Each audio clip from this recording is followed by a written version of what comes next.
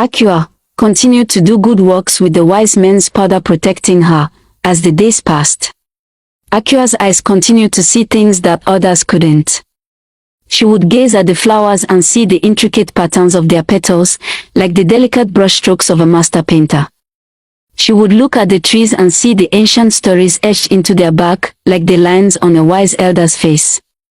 And she would stare at the Prince Bona, and see the complexity of his soul, like the shifting colors of a sunset. At first, Prince Bona had slunk away in defeat, his pride wounded by Akua's rejection.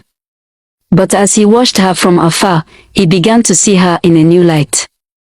He saw the way her eyes sparkled when she laughed, the way her hair shone like gold in the sunlight, and the way her smile could light up the darkest of rooms.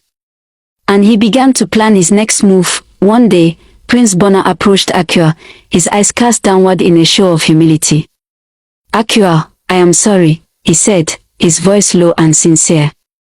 "I was wrong to treat you the way I did.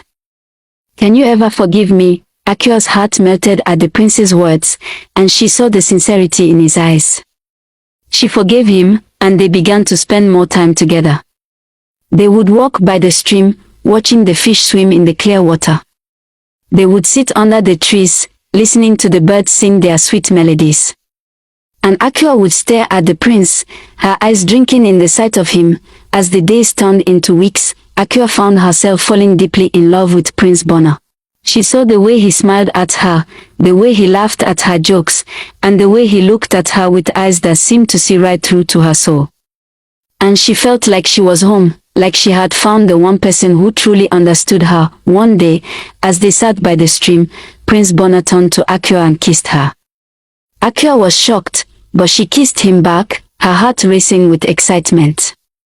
They hugged deeply, their bodies pressed together, and Akua felt like she was melting into his arms. But as they pulled back, Akua's big eyes saw something that made her heart skip a beat.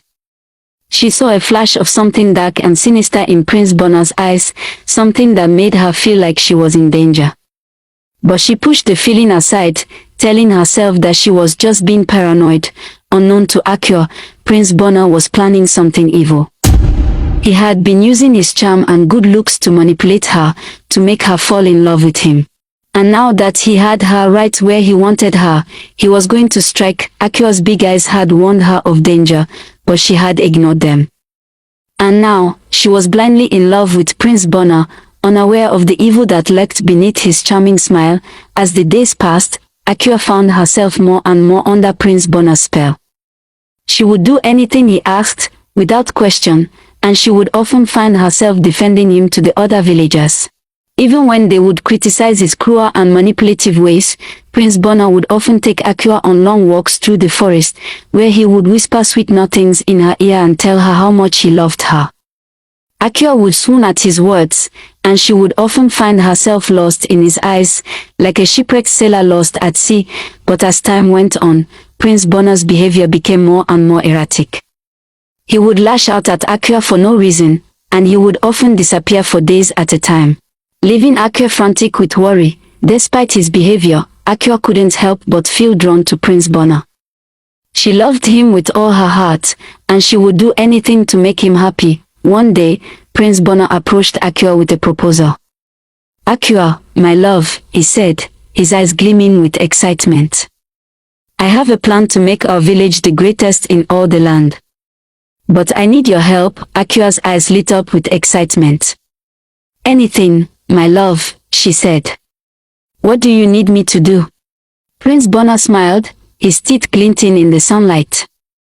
"I need you to use your gifts," he said.